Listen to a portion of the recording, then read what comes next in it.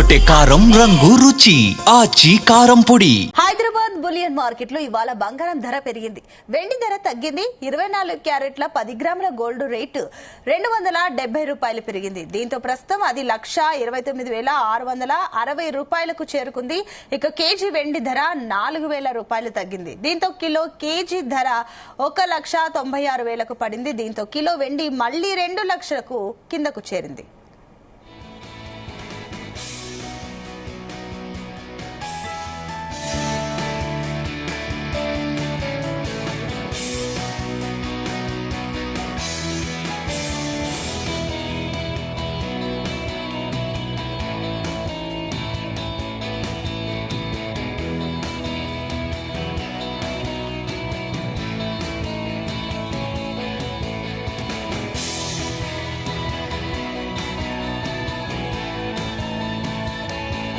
ఇక ఇదే అంశానికి సంబంధించి మరింత డీటెయిల్ గా అనాలిసిస్ ఇవ్వడానికి మాతో పాటు జీవి సత్యనారాయణ గారు స్టాక్ మార్కెట్ అనలిస్ట్ ఉన్నారు.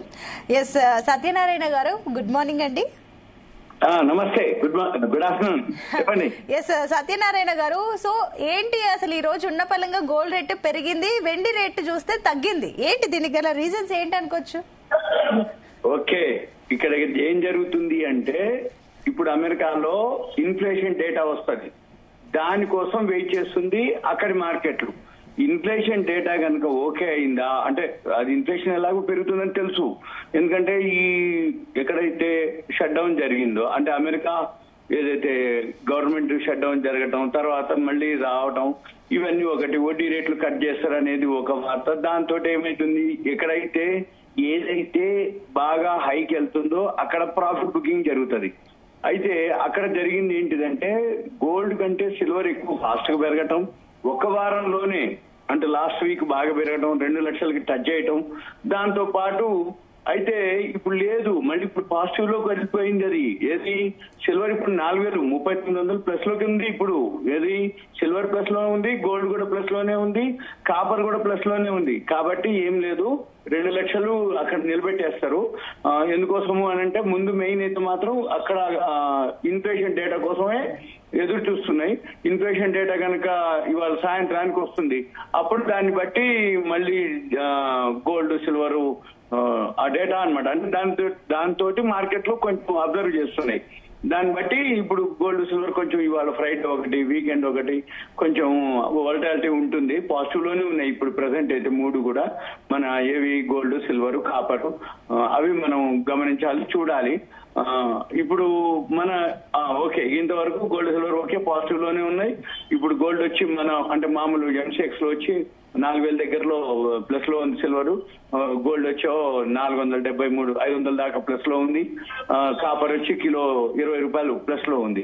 ఇకపోతే ఇక మళ్ళీ మన మార్కెట్ కు వచ్చేటప్పటికి ఆర్బీఐ వాళ్ళు వడ్డీ rate, reserve bank of India వడ్డీ రేట్లు తగ్గించడం జరిగింది పావలా. ఇది అనుకుంటున్నట్టే మార్కెట్ అనుకూలంగానే అనుకున్నట్లే మార్కెట్ వర్గాలు ఏవైతే చెప్తున్నాయో దాంతో పాటు వాళ్ళు కూడా తగ్గించడం జరిగింది. అయితే ఈ వడ్డీ రేట్లు పావలా తగ్గించడంతో 5.25కు రావడం జరిగింది. ఈ ఆర్బీఐ ఎవరైతే ఉన్నారో ఆయన ఆర్బీఐ గవర్నర్ సంజయ్ మల్హోత్రా గారు ఇవాళ ఉదయం చేయటం. అయితే రూపాయి వీక్ ఉంటుంది అయినా కానీ అంటే డాలర్ తో పోల్చినట్లయితే నిన్న ఆల్ టైమ్ లోకి రావడం జరిగింది. 90 రూపాయల 43 పైసలు కనిష్ట స్థాయికి పడిపోవటం. అయితే అయినా కానీ మనది ఎకానమీ బాగుంది, గ్రోత్ బాగుంది అని చెప్పేసి వృద్ధి రోటి అంటే ఏంటంటే ఈ మధ్య ఇన్ఫ్లేషన్ రావటం, ఇన్ఫ్లేషన్ అంటే ధరలు పెరగటం, మనది ఇన్ఫ్లేషన్ కాదు డిఫ్లేషన్ కి పోయింది. ద్రవ్యోల్బణం అంటే ధరలు పెరగటం, ప్రతి ద్రవ్యోల్బణం దాన్ని డిఫ్లేషన్ అంటారు. ఇన్ఫ్లేషన్ అంటే ధరలు పెరగటం, డిఫ్లేషన్ అంటే ధరలు పడిపోవటం అంటే మైనస్ లోకి వెళ్ళిపోవటం. అది ఎప్పుడు కూడా చరిత్రలో జరగలేదు, ఎప్పుడో ఒకసారి జరుగుతాయి. ఇప్పుడు జరిగింది. కరోనా టైంలో క్రూడ్ ఆయిల్ మీద డిఫ్లేషన్ జరిగింది. ఇప్పుడు మన ఇన్ఫ్లేషన్ మన ఎకానమీకి డిఫ్లేషన్ అనేది దాన్ని అది జరగడంతో వడ్డీ రేట్లు తగ్గించామని చెప్పేసి చెప్పడం జరిగింది. ఈ వడ్డీ రేట్లు తగ్గించడం వల్ల బెనిఫిట్ ఎకానమీకి అంటే హౌసింగ్ లోన్ తీసుకుంటారు ఆ కంపెనీలు అన్నిటికీ బెనిఫిట్ అవుతాయి. అంటే రియల్ ఎస్టేట్ కంపెనీలు ఏవైతే ఉన్నాయో అవి పాజిటివ్. ఇప్పుడు ఈ మన వెహికల్స్ అంటే 2 వీలర్స్ 4 వీలర్స్ లోన్ తీసుకుంటారు, ఈఎంఐలు కట్టాలి, తక్కువ వడ్డీ పడుతుంది. అప్పుడు అంటే వడ్డీ రేటు తగ్గినప్పుడు వాళ్ళకి బెనిఫిట్ అవుతుంది. ఫైనాన్స్ కంపెనీలకి బాగా బిజినెస్ ఉంటది. బ్యాంక్ కంపెనీలకి బాగా, బ్యాంకులకి మంచి లాభం ఉంటుంది. ఎందుకంటే ఎప్పుడైతే వడ్డీ రేటు తగ్గుతుందో బ్యాంకులు లోన్స్ ఎక్కువ తీసుకుంటారు, ఫైనాన్స్ కంపెనీలు కూడా ఎక్కువ లోన్ ఇష్యూ చేస్తాయి. అందుకని ఆ షేర్లు బాగా మూవ్మెంట్ అవుతాయి.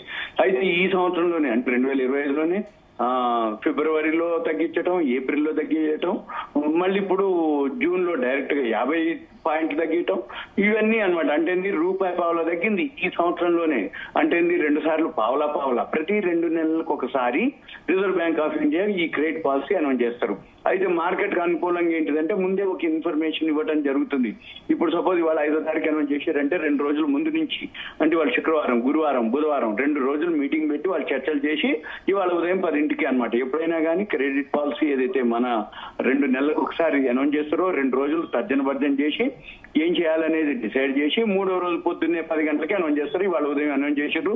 ఇకపోతే అందరూ అనుకున్నట్టుగా ఈ డాలరు స్ట్రాంగ్ ఉంది, అంటే మనకి అంటే dollar versus Indian rupee week అయిపోయింది, ఆల్ టైమ్ లోకి వచ్చింది. కాబట్టి వీళ్ళు ఏం చెప్తారు అనేది కూడా ఒక ఆలోచన ఉంది. కానీ అనే దానికి ఏంటిదంటే ఈ జిఎస్టీ ఏదైతే ఉందో జిఎస్టీ తగ్గించడం తోటి మనం ఎకానమీ పెరుగుతుంది, సేల్స్ పెరిగినాయి, ప్రొడక్షన్ పెరిగింది. దాంతో మనది ఎకానమీ బాగుంది. 8.2% వృద్ధి నమోదైందని 2025-26 ఫైనాన్షియల్ ఇయర్ గాను ఈ అంచనాలు ఏవైతే ఉందో 6.8% ఉండేది, ఏది గ్రోత్ ఎకానమీ. అయితే అది 7.3% పెంచుతున్నామని కూడా అనౌన్స్ చేయడం జరిగింది. మనకి ద్రవ్యోల్బణం తగ్గుముఖం పట్టడం తోటి ఏదైతే అంచనాలు ఏవైతే ఉన్నాయో అవి కూడా ఈ ఫైనాన్షియల్ ఇయర్ కి బెనిఫిట్ అవుతుందని చెప్పడం. రెండోది 1,00,000 కోట్ల విలువైనటువంటి గవర్నమెంట్ సెక్యూరిటీస్ సేల్ చేస్తామని చెప్పేసి ఓపెన్ మార్కెట్ ఆపరేషన్స్ నిర్వహించాలని అనౌన్స్ చేయడం, నిర్ణయించామని చెప్పడం. రెండోది ఇప్పుడు జనరల్ గా మనం రోజు అనుకుంటున్నాం ఎప్పుడైతే డాలర్ వీక్ అవుతుందో మనకి ఫారిన్ కరెన్సీ తగ్గిపోతుందని. ఈ ఫారిన్ కరెన్సీ ఎందుకు తగ్గిపోతుంది అంటే మనం ఇంపోర్ట్ చేసుకోవాలి, క్రూడ్ ఆయిల్, గోల్డ్ ఇంపోర్ట్ చేసుకోవాలి. ఎప్పుడైతే డాలర్ పెరిగిపోయిందో మన ఇంపోర్ట్స్, ఎక్స్పోర్ట్స్ ఆగిపోతున్నాయి, ఎక్స్పోర్ట్స్ తగ్గిపోయినాయి, డాలరు స్ట్రాంగ్ అవుతుంది. మన కాడ ఎక్స్పోర్ట్స్ లేవు కాబట్టి ఇంపోర్ట్స్ ఎక్కువ చేసినప్పుడు ఫారెన్ నిల్వలు అంటే ఫారెన్ కరెన్సీ ఏవైతే విదేశీ మారక నిల్వలు మన దగ్గర తగ్గిపోతాయి అనేది ఒక వార్త. అయితే ఈ రోజు వాళ్ళు అనౌన్స్ చేయడం కూడా జరిగింది. మన ఇండియాలో ఇప్పుడు మన దగ్గర విదేశీ మారక నిల్వలు $686 బిలియన్ ఉన్నాయి. ఇంకా 11 నెలల వరకు అంటే ఈ దిగుమతులకి మనకి సరిపోయి ఉన్నాయి. ఈ 11 నెలల్లో మేమేవైతే ఉన్నాయో చర్యలు తీసుకోవటం ఎకానమీ కోసం, గ్రోత్ కోసం, ఇదంతా ఒక వర్షను.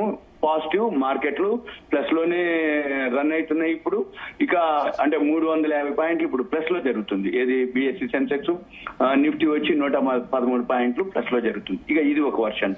ఇక రెండో వర్షన్ వచ్చి ఇప్పుడు మళ్ళీ మోడీ గారు, పుతిన్ గారు చర్చలకు ఉంది వాడ. ఎప్పుడైతే ఈ మోడీ గారు, పుతిన్ గారు చర్చలు జరుగుతుందో చాలా ఏళ్ల తర్వాత, అంటే రష్యా ఉక్రెయిన్ వార్ కంటే ముందు ఎప్పుడో వచ్చిన పుతిన్ గారు మళ్ళీ ఇండియా పర్యటన చేయటం, అంటే ఇప్పటి నుంచి కాదు, గోర్బచేవ్ ఉన్నప్పటి నుంచి కూడా రష్యాకి ఇండియాకి చాలా అవినాభావ సంబంధం ఉండేది. అప్పట్లో సోవియట్ రష్యా మ్యాగజైన్లని, క్యాలెండర్లు అనేది ఉంది మన ఇండియాకి కంటిన్యూగా. ఇప్పటికి కూడా విశాలాంధ్ర పబ్లిషింగ్ హౌస్ అని వాళ్ళే అనమాట. అంటే సోవియట్ రష్యాకి మనకి ఎప్పటి నుంచో ఉన్నటువంటి అవినాభావ సంబంధం. అప్పట్లో మన ఇండియా పిల్లలందరూ మంచిగా యాక్టివ్ ఉన్న పిల్లల్ని రష్యాకి తీసుకుపోయి, అంటే అన్ని ఫ్రీగా అనమాట, ఎడ్యుకేషన్ అనుకోండి అవన్నీ జరిగేది అప్పట్లో. అందుకని అప్పటి నుంచి మాకున్నటువంటి అవినాభావ సంబంధం ఏదైతే ఉందో ఇండియాకి రష్యాకి విడదీయండి. అందుకని ఇప్పుడు ఏవైతే చర్చలు జరుగుతాయో అన్ని పాజిటివ్ చర్చలు జరిగే అవకాశాలు ఉన్నాయి. అయితే ఆ చర్చలు కూడా ఏమేమి ఉంటాయి అంటే డిఫెన్స్ ఉంటుంది, క్రూడ్ ఆయిల్ ఉంటుంది. ఈ డిఫెన్స్, క్రూడ్ ఆయిల్ సెక్టార్లు ఏవైతే ఉన్నాయో ఆ అనౌన్స్మెంట్ జరిగిన తర్వాత మనకి మార్కెట్ అయిపోతుంది 3:30 తర్వాత, అంటే మండేకి ఎఫెక్ట్ ఉంటుంది. కానీ ముందుగానే ఆ షేర్లకు సంబంధించి ఏవైతే ఉన్నాయో అవన్నీ పాజిటివ్ లోకి వెళ్తాయి. ఇప్పుడు బాగా అనమాట, అంటే ఇవాళ పాజిటివ్ లోనే క్లోజ్ అయ్యే అవకాశాలు కనపడుతున్నాయి. ఎందుకంటే వడ్డీ రేట్లు ఎప్పుడైతే డెసిషన్ అయిందో మార్కెట్ ఇప్పుడు 300 పాయింట్లు ప్లస్ లోనే ఉంది. మళ్ళీ మోడీ గారిది కనుక అయిపోయింది అనుకోండి, చర్చలు కనుక అయిపోయి ఏ సెక్టార్లు పెరుగుతాయి, అంటే ఏ రీజన్, అంటే ఏ సెక్టార్ అంటే ఇప్పుడు డిఫెన్స్ అని, లేకపోతే ఎక్స్పోర్ట్సా, లేకపోతే క్రూడ్ ఆయిల్ మీద దిగుమతుల సుంకాలు, టారిఫ్లు, వీటన్నిటి మీద చర్చలు జరిగి ఏ కంపెనీలకి ఏ సెక్టార్ కి బెనిఫిట్ అవుతుందో అనౌన్స్ చేస్తే జరుగుతుంది. ఇక దాన్ని బట్టి ఇకపోతే మళ్ళీ మన షేర్ మార్కెట్ లో న్యూస్ ఉంటాయి.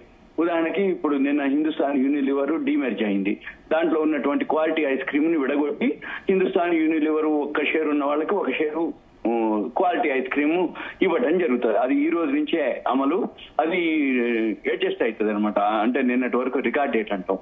మళ్ళీ అలాంటి షేర్లు అంటే ఉదాహరణకి గతంలో ఐటీసీ ఉంది, ఐటీసీ హోటల్ డీమెర్జ్ చేశారు, సిమెన్స్ ఎనర్జీ డీమెర్జ్ చేశారు. అంటే విడగొట్టినప్పుడు ఆ షేర్లు పాజిటివ్ లో ఉంటాయి. ఇప్పుడు మళ్ళీ రెడీగా ఎస్కేఎఫ్ ఇండియా ఒకటి ఉంది. ఎస్కేఎఫ్ ఇండియా కూడా డీమెర్జ్ అవుతుంది. దానిలో ఉన్నటువంటి ఇండస్ట్రియల్ బిజినెస్ ని డిమెర్జ్ చేస్తారు, అంటే విడగొడతారు. అప్పుడు ఏం జరుగుతుంది అంటే ఎస్కేఎఫ్ ఇండియా ఒక షేర్ ఉన్న వాళ్ళకి ఒక షేరు డిమెర్జ్ అయిన తర్వాత ఇండస్ట్రియల్ బిజినెస్ షేరు ఒకటి రావటం జరుగుతుంది. ఇక కొన్ని న్యూస్ ఉన్నాయి, అంటే కరెంట్ అఫైర్స్ అంటాం మనము. ఇవి చాలా చాలా హెల్ప్ అవుతాయి ఇది మనం ఈ వీడియో చూసే వాళ్ళందరికీ కూడా. ఇప్పుడు శ్రీరామ్ పిస్టన్స్ ఉంది, అది ఎక్వైర్ చేస్తుంది 3 గ్రూప్ కంపెనీలని. తర్వాత లూపిన్ ఉంది, యుఎస్ఎఫ్డిఏ పర్మిషన్ రావడం జరిగింది. తర్వాత సిప్లా ఉంది, ఒక 100% అంటే ఎక్వైర్ చేయడం జరిగింది.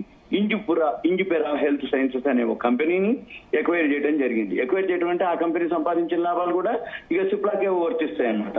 తర్వాత జాగిల్ అనే ఒక కంపెనీ ఉంది, అది ఎక్వైర్ చేయడం జరిగింది. RIVPE టెక్నాలజీస్, అది బ్రాడర్ ఫైనాన్షియల్ టెక్నాలజీస్ అన్నమాట. తర్వాత సీమిక్ అనే ఒక కంపెనీ ఉంది, అది సైన్ చేయడం జరిగింది. $43 million contract HAL offshore Agastya vessel అనమాట, దాంతో టైఅప్ అవడం జరిగింది. ఇప్పుడు ఐటీసీ హోటల్లో ఒక బ్లాక్ డీల్ జరగడం జరిగింది. తర్వాత బ్రూక్ ఫీల్డ్ QIP జరిగింది, 3,500 కోట్లు, $320 ఒక షేర్ చొప్పున. సంవర్ధన మదర్సన్ ఉంది, అది 10% వాటాని మదర్సన్ కుమెన్ SC అనే కంపెనీలో, అంటే వాళ్ళే గ్రూప్ కంపెనీలు ఉంటాయి, ఆ గ్రూప్ కంపెనీని ఎక్వైర్ చేయడం జరిగింది. ఇప్పుడు 10% ఎక్వైర్ చేయడం జరిగింది. ఆల్రెడీ అంతకుముందు 90% ఎక్వైర్ చేయడం జరిగింది. టోటల్ ఏదైతే ఉందో 100% ఏదైతే మదర్సన్ కుమెన్స్ SC ఉందో ఇప్పుడు సంవర్ధన మదర్సన్ కి వచ్చేసినట్టు అనమాట. ఇక తర్వాత నీరజ్ సిమెంట్ స్ట్రక్చరల్స్ ఉంది, అది జాయింట్ వెంచర్ తోటి ఆర్డర్స్ రావడం జరిగింది, 82.66 కోట్లు. ఇది జనరల్ గా మనం ఇంకొకటి కూడా ఉంది last. Zuari agro chemicals allot చేయడం జరుగుతుంది, అంటే షేర్లను అలాట్ చేయటం. Paradeep phosphate, Mangaluru chemical fertilizers limited. ఇలా మనము ఎవరైతే ఈ వీడియో వింటున్నారో వాళ్ళందరూ అంటే బాగా హెల్ప్ అవుతుంది అనుకుంటున్నాం. ఎందుకోసం అంటే ఎప్పటికప్పుడు ఈ న్యూస్ మనం చూడాలి. అంటే వరల్డ్ మార్కెట్లో ఏం జరుగుతుంది, ఎవరెవరు అంటే కరెంట్ అఫైర్స్, కేబినెట్ లో ఏమైనా అప్రూవల్ జరుగుతున్నాయా లేవా, ఇప్పుడు బడ్జెట్ సమావేశాలు ఉన్నాయి రాబోయే రోజుల్లో. ఈ రోజు RBI క్రెడిట్ పాలసీ ఉంది. ఈ RBI క్రెడిట్ పాలసీ పాజిటివా, నెగిటివా, న్యూట్రల్ అనేది ముందు తెలవటం వేరు, అనౌన్స్ చేయటం వేరు. ఎవరైతే RBI ఉన్నారో వారు అనౌన్స్ చేసిన తర్వాత మార్కెట్ ఎలా పోతుంది, ఏ దేనికి అవుతుంది అనేదే ఆ షేర్ల మీదే మూవ్మెంట్ ఉంటుంది జనరల్ గా. రైట్, థ్యాంక్ యూ అండి సత్యనారాయణ గారు. తెరకొట్టే కారం రంగు రుచి ఆచి కారం పొడి.